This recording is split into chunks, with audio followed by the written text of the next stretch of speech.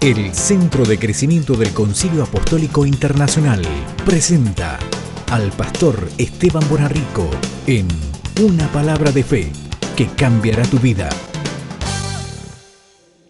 El Señor ha estado inquietando en mi espíritu profundamente con una palabra hace un par de semanas y que me llevó tiempo poder desarrollarla, ya que había mucha información para esta palabra y es muy difícil de dividirla en temas.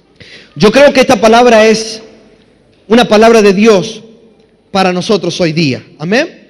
Yo creo que no es una palabra más, sino que desde lo profundo del corazón, con total humildad y sencillez de corazón, con temor y temblor, digo que es una palabra de Dios para nuestro espíritu. Y el título, son uno de mis títulos: Me equivoqué y ahora qué. Y es en signo de pregunta. No encontré un mejor título. Este título resuena en mi corazón desde hace meses. Y la palabra desde hace un par de semanas el Señor la puso en mi corazón. Y dije, este título es para esta palabra. Me equivoqué y ahora qué. Y usted dirá, ¿con qué me viene el pastor ahora? Y yo, ¿cuánto sabes de que Dios perdona pecados? De que Dios es fiel y justo y que su gracia abunda para con nosotros. Y que con su muerte y crucifixión, Él ya pagó el precio por nuestras iniquidades. Por su gracia somos salvos y por fe accedemos a la salvación, simplemente por creer. Y aunque cometemos errores, porque Pablo decía, cuando todos pecamos, todos pecaron, han sido destituidos, todos pecaron. Jesús dijo, no hay bueno ni un uno, ni aun uno. Entonces, afirmando el concepto de que todos nos equivocamos y cometemos errores, y de que la vida es un cúmulo de decisiones. Hoy, lo que vivimos hoy es el resultado de las decisiones pasadas. Lo que viviremos a futuro será el resultado de lo que decidamos y nos determinemos a vivir hoy en día. ¿Estamos aquí? Es un cúmulo de decisiones. Cada momento, cada minuto, cada día tomamos decisiones, tomamos determinaciones, algunas más relevantes, otras menos relevantes, pero todas nos llevan a un resultado. Y el Señor ponía en mi espíritu la vida de mucha gente que a lo largo de sus días se encuentran en un estadio de su vida donde vieron que las consecuencias de sus errores pasados los están persiguiendo. Las consecuencias de muchas decisiones o errores cometidos, muchas por falta de información, falta de conocimiento, otras por cabezones nomás, por no oír a Dios, por no querer someternos, etcétera, etcétera. Muchos están en un momento de su vida donde dicen, ¿y cómo arreglo todas las consecuencias que me han alcanzado por haber hecho tantas cosas mal en mi vida? ¿Me explico bien? Y yo consideré un par de historias cortitas que quiero leerlas tal cual, porque buscando mucha información sobre esto, era un tema crucial, un tema determinante, y quería tener mucho cuidado a la hora de tocarlo, porque considero de que Dios hoy día marcará un antes y un después en tu vida. Considero de que Dios hoy día marcará un antes y un después en tu vida. Amén. Todos sabemos de que Dios siempre está dispuesto a perdonar los pecados más grandes que se puedan cometer. Los más grandes. De hecho, en Isaías capítulo 1, verso 16 en adelante dice, Reina Valera, lavaos y limpiaos, quitad la iniquidad de vuestras obras de delante de mis ojos. Dejad de hacer lo malo, aprended a hacer el bien. Buscad el juicio, restituid al agraviado. Oiga bien, palabras raras de Reina Valera, pero dicen en otras palabras, arreglen o vuelvan a pedirle disculpas al que ofendieron. Restituir al agraviado. En otras palabras, si yo estafé a alguien y Dios me convenció de pecado y me trae la convicción de que yo le fallé, yo tengo que ir y restituirle a ese alguien la estafa que le hice. Ay, ay, ay. Dijera algún pastor por ahí. Ay, ay, ay. Dice, restituir al agraviado, hacer justicia al huérfano, amparad a la viuda. Y acá me gusta, dice, venid luego, dice Jehová, y estemos a cuenta. Si vuestros pecados fueren como la grana, como la nieve serán emblanquecidos. Si fueren rojos como el carmesí, vendrán a ser como blanca lana. Así que, en otras palabras, es decir, Dios promete blanquear nuestros pecados o nuestros errores, por más oscuros que estos parezcan. Eso merece un aleluya, un gracias, Señor. Yo estoy agradecido al Señor porque Él ha prometido blanquear mi vida oscura. Aleluya.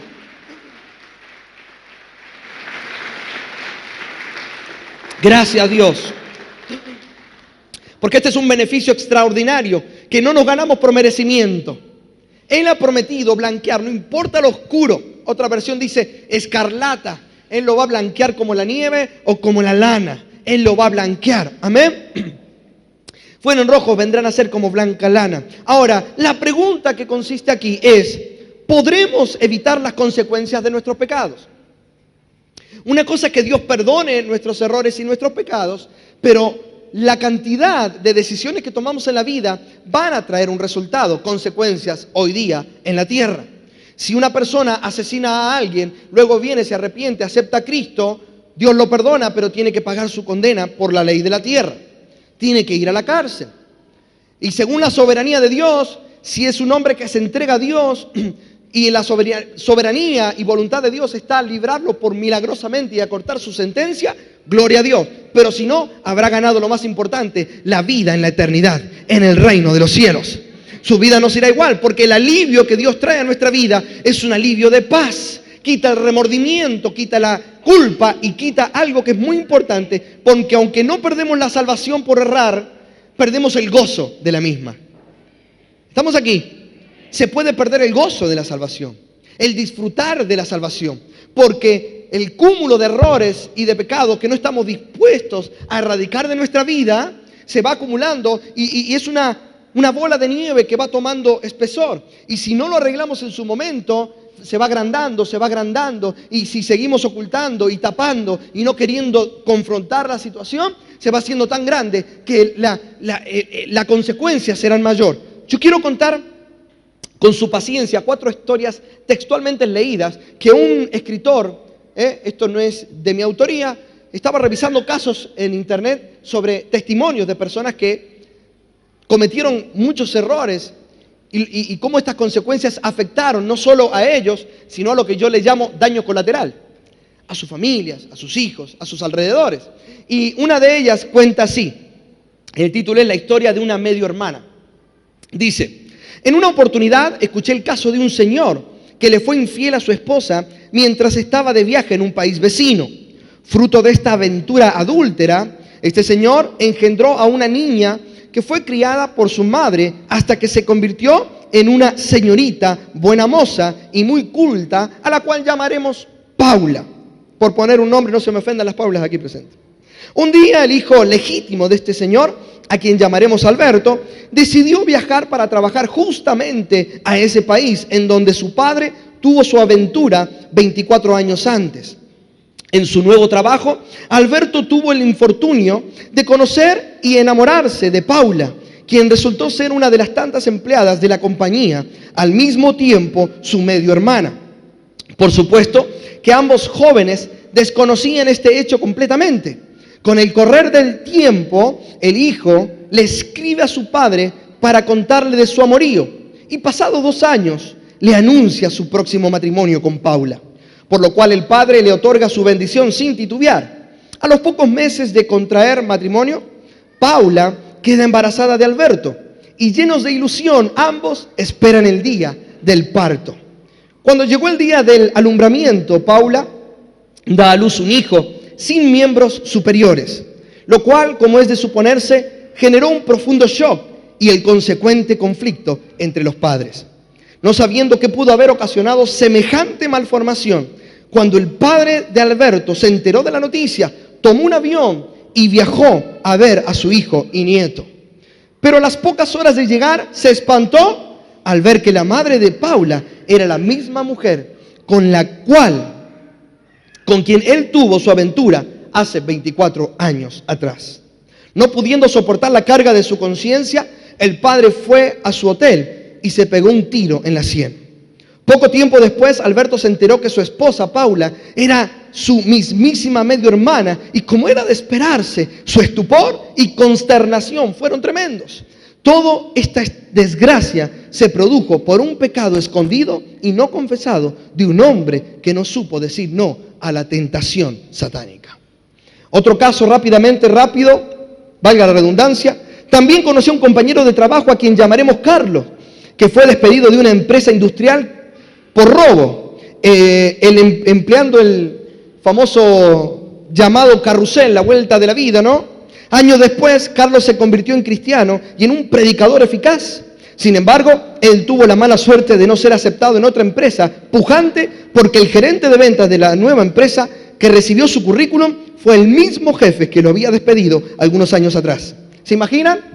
Aquí vemos que las consecuencias de su pecado lo siguen acompañando a este hermano Carlos y que de hecho ya lo ha perjudicado económicamente por su mala reputación pasada. ¿Me esperan con 2 historietas más? ¿Estamos? Ok. Supe de una familia modelo y vamos, el mensaje de verdad no va a llevar más de 20 minutos porque después de esto viene lo medular. No hay mucha teología, no hay mucho cuarta, quinta dimensión, no hay nada de eso. Hay una palabra del corazón de Dios para nuestros corazones. Amén. Supe de una familia modelo con un esposo exitoso y adinerado y 4 hijos profesionales. ¡Wow! La familia modelo. Un día el esposo cayó enfermo y a los pocos días fue declarado muerto en un hospital de la capital. Evento que produjo mucho dolor y tristeza entre sus familiares, amigos y vecinos. Pero mayor fue la sorpresa cuando a los pocos días del entierro tocaron a la puerta de la viuda 3 herederos más del difunto. ¡Ay, ay, ay! Frutos de una relación paralela, para exigirle a la señora la parte correspondiente de su herencia. Como se podrán imaginar, la viuda y sus hijos casi caen muertos por el shock porque desconocían totalmente de la existencia de otros hijos del ejemplar padre. Así que ya se pueden ustedes imaginar los tremendos litigios judiciales que se suscitaron por el adulterio del padre. El pecado del padre salió a la luz y con él los tremendos litigios judiciales para dividir la herencia de la manera más conveniente para todos. Y la última, el hijo resentido. También supe de un joven a quien llamaré Guillermo, que estando por terminar sus estudios secundarios en la escuela, fue transferido o cambiado a otro colegio por su madre porque se mudaron de vivienda. A los pocos días, Guillermo conoció en su aula a otro joven a quien llamaremos Víctor, que tenía su mismo apellido y que decía que su padre era un adinerado minero de la localidad. Esto asombró más a Guillermo, ya que él también tenía un padre adinerado y dueño de unas minas de oro. Qué coincidencia, ¿no? Cuando Guillermo le pregunta a Víctor por el nombre completo de su padre, los dos descubren que sus padres tienen exactamente el mismo nombre y apellidos. Caracoles, dice aquí el escritor. Nosotros en Argentina no diríamos caracoles, ¿no? Pero bueno. Parece que somos hermanos, exclama Guillermo. Y Víctor replica, extrañado, pero mi padre no me ha hablado de otros hermanos. Bueno, le dice Guillermo, hagamos algo. ¿Qué tal si voy a tu casa mañana y me presentas a tu padre? Y Víctor asiente sin titubear. Al día siguiente, Guillermo va a la casa de Víctor y éste lo recibe y lo conduce a la sala principal. A los pocos minutos baja el padre de Víctor y cual no fue la sorpresa de Guillermo y de su padre al encontrarse ambos cara a cara en otro hogar diferente. Guillermo, espantado, salió corriendo de la casa en dirección a la suya para contarle a su madre de su desagradable encuentro con su padre y medio hermano. Finalmente la madre tuvo que confesarle que ella era la amante de su padre y que él era fruto de esa relación adúltera. Desde ese día, Guillermo ya no fue el mismo con su madre. Y nunca la perdonó por haberlo traído al mundo en esas condiciones incómodas. Y tampoco nunca más la respetó como madre. Con los años, la madre de Guillermo se apartó de su amante y se convirtió en una cristiana devota y arrepentida. Pero el hijo nunca más la volvió a ver. Ella tuvo que pagar las consecuencias de su pecado. Estas historias consideré importantes de contarlas porque ejemplifican de la mejor manera cómo Dios perdona, pero las consecuencias, si nosotros no tomamos la decisión a tiempo de parar la bola de nieve que se va generando por insistir en tapar, por insistir en no confrontar, por insistir en convivir con algo que sabemos que el Espíritu nos está llamando a confrontar. Y arranqué diciendo que si tus pecados son oscuros, Dios los va a emblanquecer, que si fueren rojo como el carmesí, Él los va a dejar blanco como la lana, porque Dios pagó el precio no en vano para darnos vida eterna y perdonarnos a todos de nuestros pecados. Pero hay un tiempo donde debemos parar la rueda. ¡Aleluya!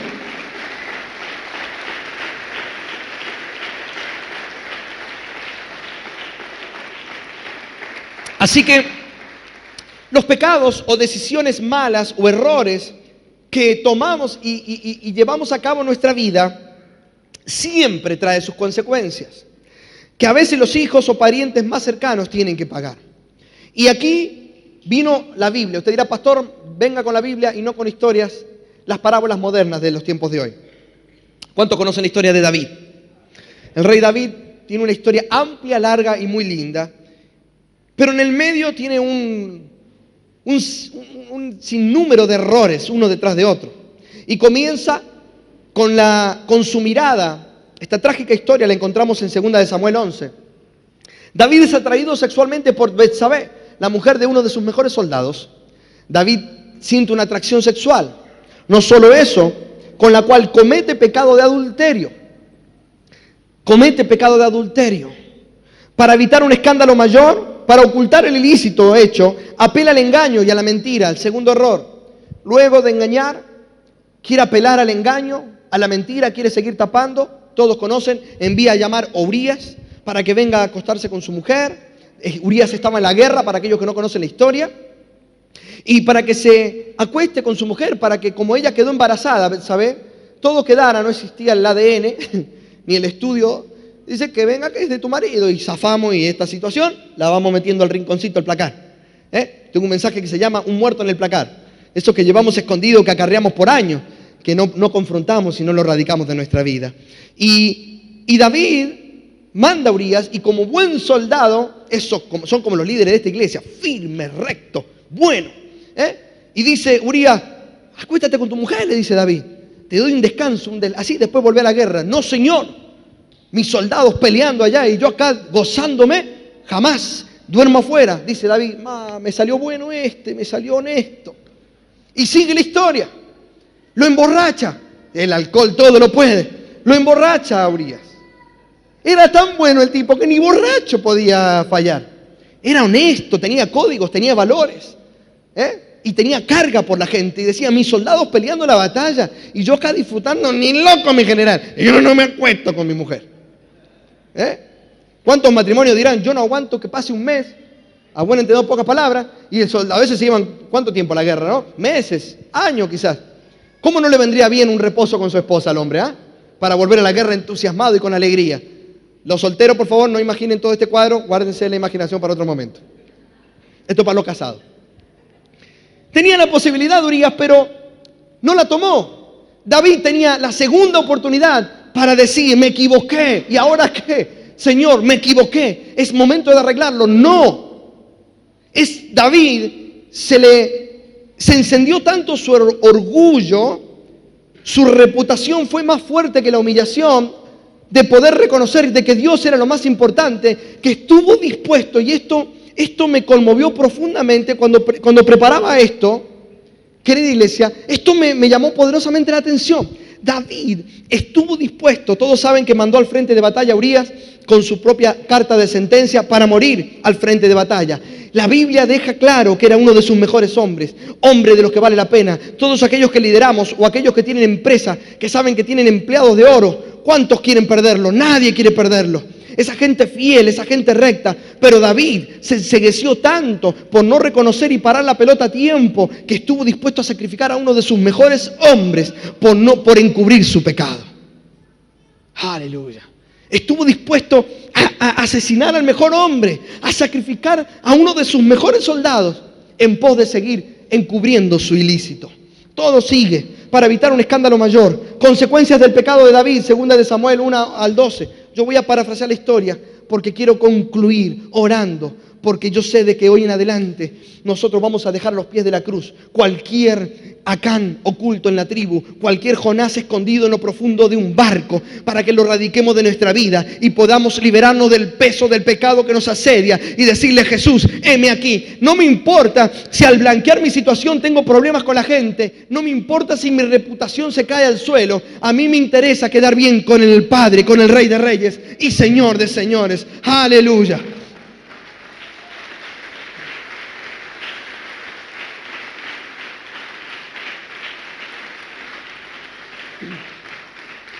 ¿Cuál es el resumen de lo que hizo David? Un embarazo de alguien que no era su mujer, un asesinato, el asesinato de un hombre, un hijo muerto al nacer porque el bebé del que llevaba en la panza Betsabé, fruto del engaño, murió. Vamos a ver después cómo Natán vino. Natán le da una palabra y le profetiza: la espada nunca se apartará de tu casa, tu hijo morirá y en tu familia vas a sufrir consecuencias por no haberte arrepentido a tiempo. Esa palabra final es mía, pero es lo que quería decir en otra forma. Porque David se arrepintió, se humilló de verdad, se arrepintió, sintió dolor. De verdad se arrepintió, sintió una culpa, un peso de la lejanía, y la vamos a leer en los Salmos, el 51, el 32, refleja los momentos de angustia de David, sintiendo el peso de su pecado, pero tendría que haber parado la bola a tiempo. Por eso el título del mensaje: cuando llegamos a un punto de la vida donde lo que nos precede es una cantidad de errores uno detrás del otro, que acarrean hijos fuera de la casa, disputas familiares, pérdidas, enfermedades, deudas por haber manejado mal la economía. ¿Cuántos dicen, si yo hubiese aprovechado? ¿Sabe que conozco personalmente a gente que tenía mucho dinero? ¿Sabe lo que es tener más de una casa, galpón lleno de vehículos, poder disfrutar de vacaciones más de 45 días y llevarse a gente como si fuese un clan de gitanos, toda una caravana? Y hoy no tener dónde vivir por haber tomado malas decisiones. Y yo me pongo en la piel de esas personas a los altos años de su vida diciendo: me equivoqué, ¿y ahora qué? La pregunta del millón. Se las voy a decir al final de esta película. Me equivoqué, ¿y ahora qué? Peleas, esto es lo que le sucedió a David. Un hijo muerto al nacer, peleas entre sus hijos cuando estos ya eran grandes, que culminó con la traición y muerte. Tamar, media hermana de Amnón, es violada por Amnón. Absalón se enoja, manda asesinar, es el autor intelectual del asesinato de Amnón. Ya van 2 hijos muertos más el bebé que murió al principio, van 3. Y Absalón se rebela contra su padre, sucede todo lo que conocemos y queda colgado de sus bellos cabellos y asesinado. Eso causó el dolor fuerte de David. David era perdonado por el Señor, pero las consecuencias estaban siendo catastróficas. Aleluya. Discúlpeme, pero esto es palabra de Dios para nuestros corazones. Esto es palabra de Dios para nuestros corazones. Ay, Dios, yo creo en un Dios de fe, en un Dios que restaura, un Dios que da nuevas oportunidades. Pero Dios me dijo: Esteban, esto tenés que predicar hoy día. Esto tenés que hablarle a mi pueblo. Es palabra de Dios.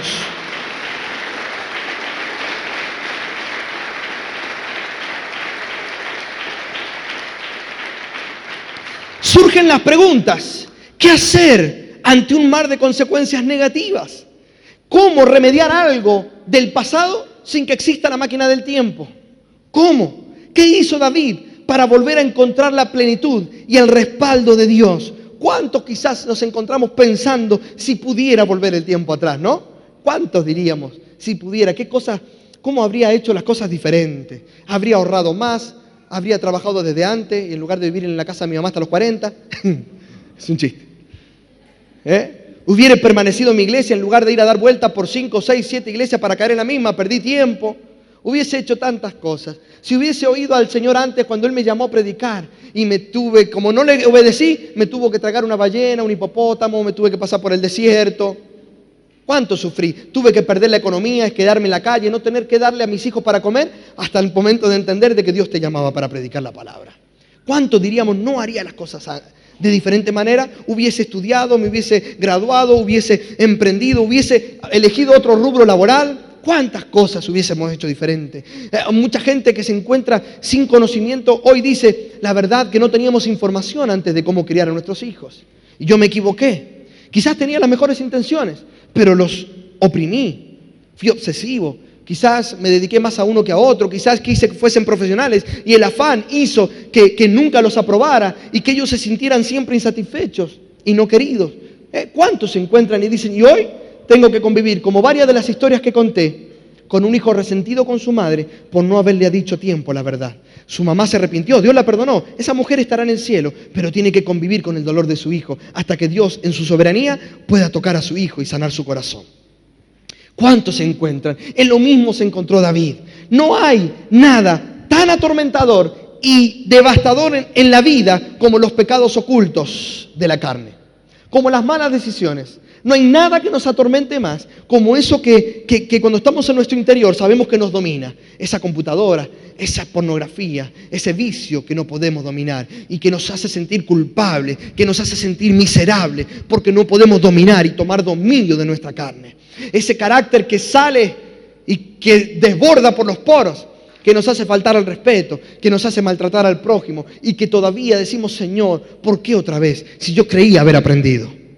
¿Cuántas cosas hay ahí? ¿Cuántas cosas? No hay nada tan atormentador como en la vida, como los pecados ocultos de la carne. De esta manera, el triste y oscuro capítulo de la caída de David, entre comillas, llega a su fin. Pregunto, ¿llegará de verdad a su fin? Acompáñeme.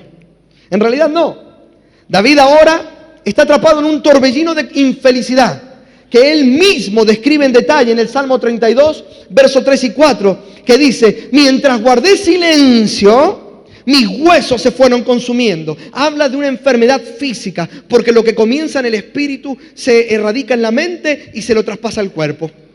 ¿Cuántos se enferman por nervio y por estrés? Y viene dolor de estómago, dolor de cabeza, problemas cervicales, porque somos tripartitos, pero las tres cosas hacen que se resienta nuestro cuerpo.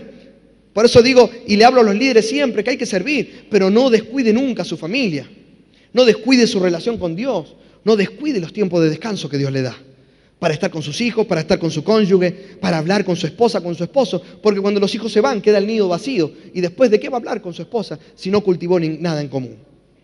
Es tiempo de también ser sabios para cultivar algo. Aleluya, Dios está en este lugar. David dice, mientras guardé silencio, mis huesos se fueron consumiendo por mi gemir de todo el día. Mi fuerza se fue debilitando como el calor del verano, porque día y noche tu mano pesaba sobre mí. Y no era Dios literalmente aprisionándolo, era el peso del pecado, era eso que él sabía que había hecho mal. David sabía lo que había hecho mal, no culpaba a Dios por lo que pasaba. David nunca culpó a Dios, no fue culpa de Dios, él lo reconoce y lo vamos a leer. David dice, yo metí la pata, en otras palabras. Me tengo que hacer cargo de mis actos. Y lloraré amargamente porque, claro, acaba de morir un hijo. Lloraré amargamente porque, claro, un hijo viola a la otra, el otro se muere, el otro me traiciona. ¿Quién quiere vivir ese final de sus días? ¿Cuántos quieren disfrutar de sus nietos, disfrutar de sus hijos? Nada más importante que cultivar el primer ministerio, que es el de la familia. Porque son los más importantes, los que están al lado tuyo. La gente va y viene, pero tu familia, tu esposa, tus hijos son los que se quedan por largos días. Los que bancan lo bueno, los que bancan lo malo. Los que están al lado tuyo cuando el brillo se pierde, es tu familia. Es tu familia. Aleluya.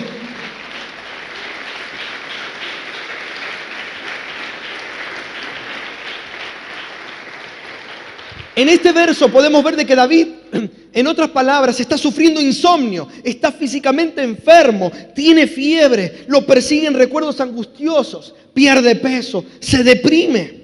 Su infelicidad es total, pero lo peor es que se siente terriblemente solo, está a miles de kilómetros de Dios. Y eso es la peor consecuencia que podemos vivir. Si no tomamos el coraje, la valentía, la humildad, el reconocimiento de decir, Señor, me rindo, reconozco que fallé. Si no tenemos la valentía de parar la rueda a tiempo, lo que nos depara al futuro es una lejanía de la presencia de Dios. Es una lejanía de la presencia de Dios. El hijo pródigo entendió lo mismo. Dice, ¿cuántos jornaleros comen en la casa de mi padre mucho mejor que yo? Hasta los jornaleros. Yo tengo que estar tirado como un cerdo. Iré. Ese iré implica humillación, reconocimiento. Cuando él dice iré, está diciendo, se me van los anillos, los tiro al piso, no me importan las coronas, a mí no me importa la reputación, el orgullo lo tiro al suelo. ¿Para qué voy a vivir comiendo de los chanchos? Si me cuesta vergüenza de haber vuelto y que me miren diciendo, ¿viste cómo volviste? El que se va sin que lo echen, vuelve sin que lo llamen. Yo prefiero soportar la vergüenza con la gente, pero tener a Dios en mi corazón y el respaldo de su presencia. Parar la pelota a tiempo. Hay que parar la pelota a tiempo. Aleluya. Ahora, David se siente a miles de kilómetros de Dios, pero la historia no termina aquí. El capítulo no termina aquí. No, hasta que hayan transcurrido muchos meses. Yo estoy contando una historia para que usted pueda imaginarse en su corazón y en su mente esto, pero después al final hay, como siempre en todo lo que tiene que ver con Dios, y si tenemos ganas, hay un final feliz. Hay un final feliz. Dios es buenísimo en ajustar cuentas. La historia no termina hasta que la puerta del palacio se oye que tocan el timbre. Ting tong, suena el palacio moderno, era de David. Suena el timbre y era Natán, el profeta, el enviado de Dios, el encargado de confrontar a David, el encargado de decirle a David que lo que estaba haciendo estaba mal, porque David no lo podía ver por sus ojos. Fíjese que David estaba tan cegado y endurecido que no es que él sabía lo que estaba haciendo, estaba cegado. Y viene Natán, y todos conocen la historia, o la mayoría, y la contaré para respeto de aquellos que no la conozcan, que quizás nos visitan por primera o segunda vez. Pero viene Natán y en otras palabras le dice, había un hombre que tenía su Fiat 600 bien cuidadito. Esta es la versión actual mía.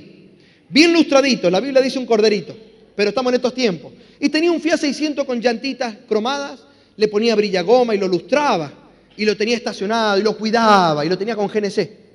Y le había arreglado la parte del agua porque calienta mucho los Fiat 600. Entonces lo tenía bien cuidadito. Y venía este hombre rico que tenía Mercedes, BMs, Ferrari, Porsche, pero vino a sacarle el único llamado Fiat 600 al querido pobre hombre que con todo esfuerzo de su vida lo había cuidado. Eso le decía Natán.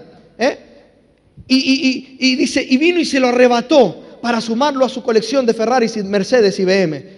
¿Qué deberíamos hacer? Y David en otra palabra dice, tenemos que matarlo a ese hombre, ese merece morir, porque era lo único. La Biblia, para aquellos que me digan que está hablando el pastor herejía, habla de corderito y de grandes campos y ganados y animales, ¿no? Lógico, para a buen entendedor pocas palabras. Pero, gracias Ale, gracias. Pero de verdad entonces David se enoja sin darse cuenta del que el que había hecho eso era él, porque él tenía muchas mujeres, podía gozar de muchos beneficios y le fue a buscar la mujer, la única mujer de un hombre honesto, valeroso y respetado. Ese eres tú, le dice Natán. Ese eres tú. Aleluya. Ese eres tú.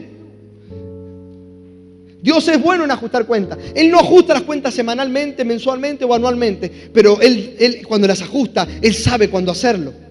Él deja que la rueda del pecado vaya trayendo convicción a nuestro interior y prepara que todo suceda y espera el momento justo. Pero cuando ajusta las cuentas, Dios lo hace bien. La Biblia dice, no os engañéis, Dios no puede ser burlado. El molino del Señor muele lentamente, pero muele bien. Muele bien. El profeta Natán no fue a visitar a David por su propia cuenta, sino que fue enviado por Dios. Entonces el Señor envió a Natán para hablar con David, dice 2 de Samuel, capítulo 12, verso 1. Dios esperó hasta que llegó el momento perfecto, el tiempo de Dios. Pregunto, ¿cuándo le fue a hablar Natán a David? ¿Inmediatamente después del adulterio? No. ¿Inmediatamente después que se enteró que estaba embarazada? No. ¿Después de que mandó a matar a Urías? No. Dios esperó.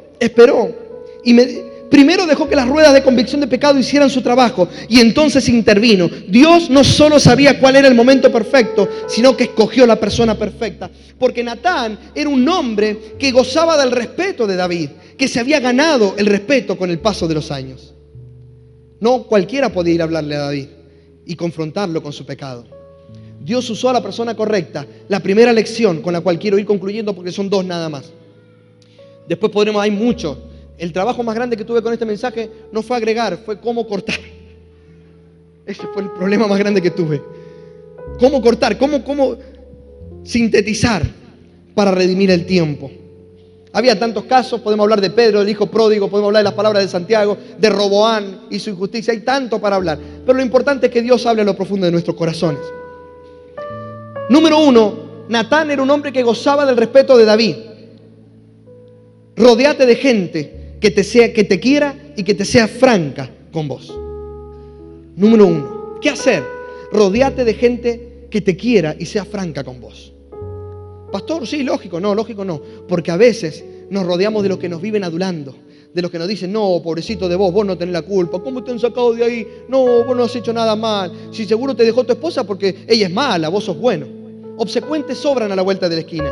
No, Rodéate de gente sincera, el que te dice la verdad en amor. Es fundamental tener a alguien que te sea leal, honesto y sincero. No te rodees de obsecuentes que te dicen que haces todo bien. Proverbios 27, 5 y 6 dice: más vale ser reprendido con franqueza que ser amado en secreto. Más confiable es el amigo que hiere que el enemigo que besa. A mí déjame un Pedro que no entienda una revelación, a un Judas que me vive dando besos y que me dice: Jesucristo, qué bonito que está hoy. ¿Cómo se ha puesto ese pelo? Qué lindo que predica mi Jesucristo. Y después te va a entregar con unas monedas de plata. Déjame un Pedro que aunque no entienda. A mí déjame a alguien que me diga la verdad. Y aunque me duela, que me tome el tiempo para asimilarla, que me la diga en amor. Porque en amor se corrige el pecado, en amor y en la misericordia. Pero se confronta. Por eso, querida iglesia, la palabra dice: conocerán la verdad y la verdad te hará libre. Hay un proverbio que dice, y disculpe mi memoria, pero creo que es el 13 y algo, que dice: compra la verdad y la sabiduría y no la vendas. Compra la verdad. Debemos amar la verdad. Es mejor que venga rodearte de gente que te diga: mira, déjame decirte, Esteban, me parece que acá le estás escapando un poquito. Pero que te ame y te sea leal, a rodearte de obsecuentes que te viven somando el lomo, esperando un favor o un reconocimiento tuyo, pero que por atrás te están fallando. Primer lección: rodeate de gente que te quiera, que sea franca, sincera y que te sea leal. Ahora, una vez que nos damos cuenta de que nos hemos equivocado demasiado en la vida, la pregunta que surge es: ¿y ahora qué? ¿Cómo lo arreglo? Estoy arrepentido, pero ¿cómo cambiar mi futuro? Por eso digo que no te lamentes por hasta dónde has llegado, sino que comencemos a ver cómo vamos a comenzar a decidir y actuar de aquí en adelante para elegir cómo va a ser nuestro futuro. Pastor, es que tengo 60 años, todavía tenés tiempo. Es que tengo 80 años, todavía tenés tiempo de vivir los años, los últimos, los dorados, los hermosos, los del disfrute, de la mejor manera, sin culpa y sin peso en el corazón. Que puedas, si has ofendido a alguien, poder decirle: disculpame, perdóname, yo no lo entendía. Te perdono y te pido que me perdones. Perdono al que me hirió y le pido perdón al que yo le he fallado. No importa la edad, no hay un límite. Siempre estamos a tiempo de venir con un corazón contrito y humillado. Segunda lección y última: reconocimiento. Salmo 51 dice: ten compasión de mí. La Biblia aclara que ese salmo es el salmo que David escribiera en el momento de darse cuenta de los pecados que había cometido. Y dice: ten compasión de mí, oh Dios, conforme a tu gran amor, conforme a tu inmensa bondad, borra mis transgresiones, lávame de toda mi maldad y límpiame de mi pecado. Oiga el verso 3. Yo reconozco, diga conmigo, reconozco. Yo reconozco mis transgresiones, siempre tengo presente mi pecado. En otra versión, y verso más adelante, bueno, ahí lo vamos a leer, David le dice, reconoce hasta otra cosa bien claro. Quizás todavía no puedas lograr un cambio completo en tu forma de actuar o de pensar o en tus acciones, pero el proceso del arrepentimiento comienza con admitir de manera humilde y necesaria que vos y no el Señor estás equivocado. Todo proceso de arrepentimiento comienza con admitir de que somos nosotros los que nos hemos equivocado y no Dios. Todo proceso de arrepentimiento. Y dice el verso 4: contra ti he pecado, solo contra ti, y he hecho lo que es malo ante tus ojos. Por eso tu sentencia es justa, le dice David. David no tiene problema con se hace cargo. Tu sentencia es justa y tu juicio irreprochable. Yo sé que soy malo de nacimiento, pecador me concibió mi madre. Yo sé que tú amas la verdad en lo íntimo, en lo secreto me has enseñado sabiduría. Hay tantas cosas para hablar, yo quiero cortar. Pero compre la verdad y no la venda, porque el actuar un personaje delante de la gente demanda mucho esfuerzo y no se puede sostener toda la vida. Cuando uno actúa un personaje y oculta y tapa sus errores, sus flaquezas, lo puedes sostener delante de la gente, 2 o 3 que no conozcan tu intimidad, pero tus hijos te conocen en privado, tu esposa te conoce en privado, los más cercanos y lo más importante, Dios ve lo que haces en privado, y si somos fieles en privado y lo buscamos, Él nos recompensa en público. Pero debemos comprar la verdad, debemos ser personas íntegras y genuinos. Podemos aprender una gran lección en las palabras de Natán a David. El arrepentimiento, si hay verdadero arrepentimiento, habrá un reconocimiento sincero y franco de nuestro pecado. Reconocimiento. David dijo: he pecado, no he escondido mi pecado, contra ti solo he pecado. ¿Estamos aquí? Si hay verdadero arrepentimiento, hay humildad y quebrantamiento de espíritu. Quebrantamiento de espíritu. David dice, los sacrificios de Dios son el espíritu quebrantado, al corazón contrito y humillado no desprecias tú, Señor. Cuando nos humillamos y todas nuestras coronas las desechamos y le decimos, Señor, reconozco que de qué valor tiene sostener algo insostenible, sostener algo en base a mentiras. ¿De qué me sirve si después pierdo lo más importante, que es la vida eterna? El respaldo de tu presencia. Si cuando estoy solo, el único que me libra del pozo cenagoso, el que sostiene mis pies y los endereza y los pone sobre roca firme, eres tú. Si el único que puede aprobar, el que puede decir, te he hallado como un obrero aprobado, eres tú. Por eso Pablo decía, prosigo a la meta, al supremo llamamiento. No lo he alcanzado todo, pero sigo luchando en pos de recibir la corona de vida de nuestro Señor Jesucristo. Aleluya. Cuando nos arrepentimos, Dios nos promete restitución y perdón. Dije, cuando nos arrepentimos, Dios promete restitución y perdón. Él restituye lo perdido, Él lo restaura. Pero si tenemos un verdadero arrepentimiento, no nos promete alivio de las consecuencias momentáneas, pero sí el alivio que solo el Espíritu Santo nos puede dar en nuestro corazón. La paz les dejo, la paz les doy, no como el mundo la da. Esa paz es la riqueza más grande que podamos obtener. ¿Sabe cuántos millonarios se suicidan? ¿Cuántos millonarios duermen infelices?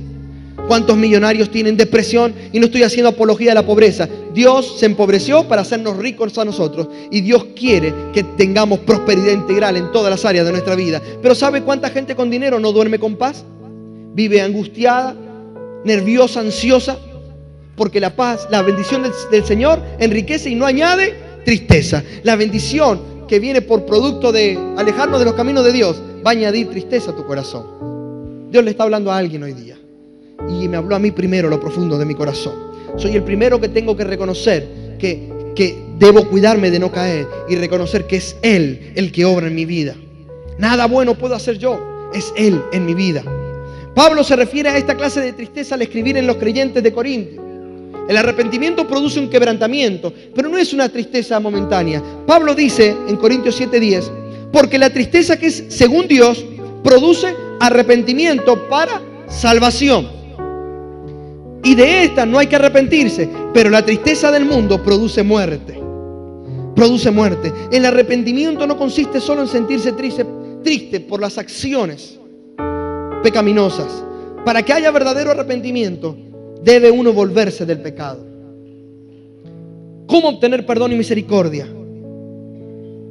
Deje el impío su camino y el hombre inicuo sus pensamientos y vuelva hacia Jehová, el cual tendrá de él misericordia, y al Dios nuestro, el cual, me encanta esto, será amplio en perdonar. ¡Qué lindo! Eso es lo más maravilloso de mi Dios.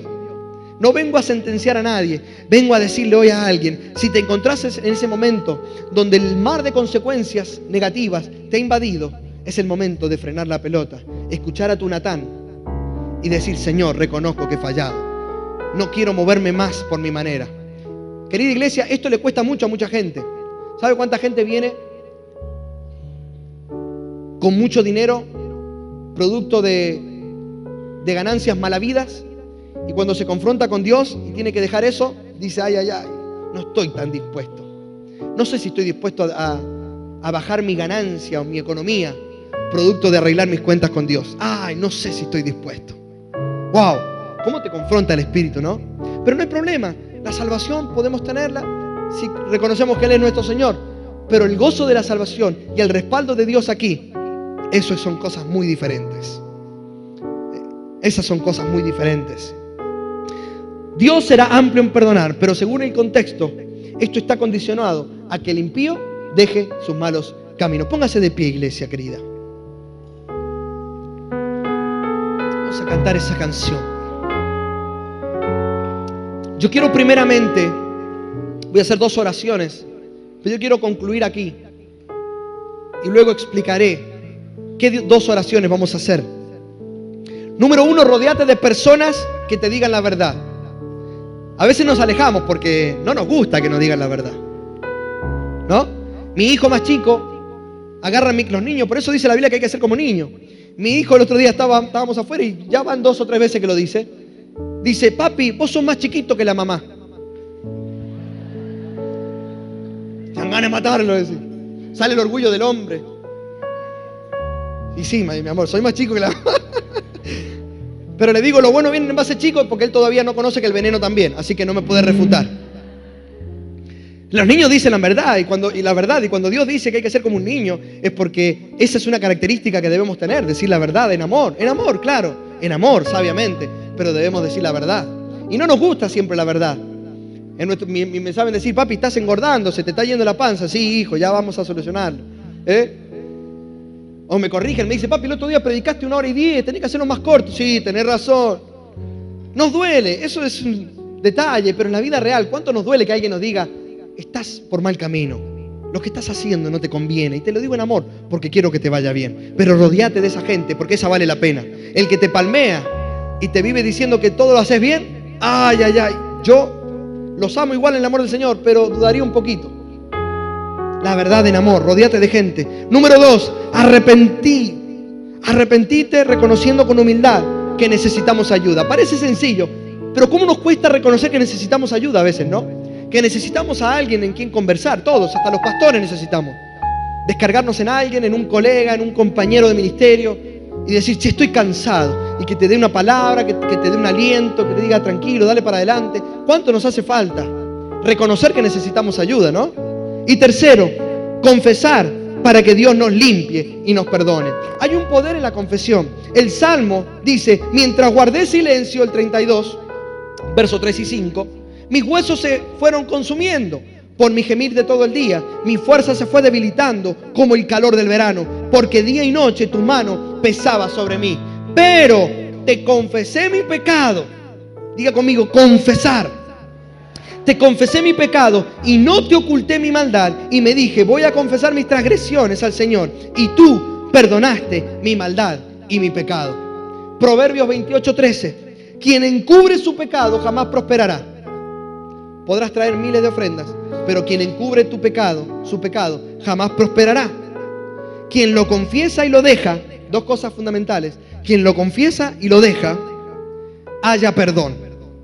Hay un poder en el confesar.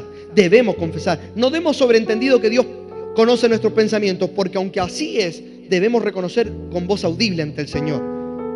Señor, te confieso, yo te fallé en esta área y reconozco que me equivoqué y le hice daño a mi familia y le hice daño a tal, a cual, hice esto, te pido perdón, reconozco que hice mal y voy a la persona y le pido perdón y libero perdón sobre quienes me oprimieron a mí. Reconocer. El error, con esto concluyo y de verdad, y lo escribí tal cual. El error más grave no consiste en el pecar. Oiga bien, es un error. Pero el error más grave no consiste en el pecar, sino en el no reconocerlo a tiempo y no estar dispuesto a cambiar. Y no reconocerlo a tiempo y no estar dispuesto a cambiar. Porque todos pecamos, todos nos equivocamos, todos. Pero si lo reconocemos, nos arrepentimos y nos apartamos, Él es fiel y justo para perdonarnos. El Centro de Crecimiento del Concilio Apostólico Internacional presentó al pastor Esteban Bonarrico.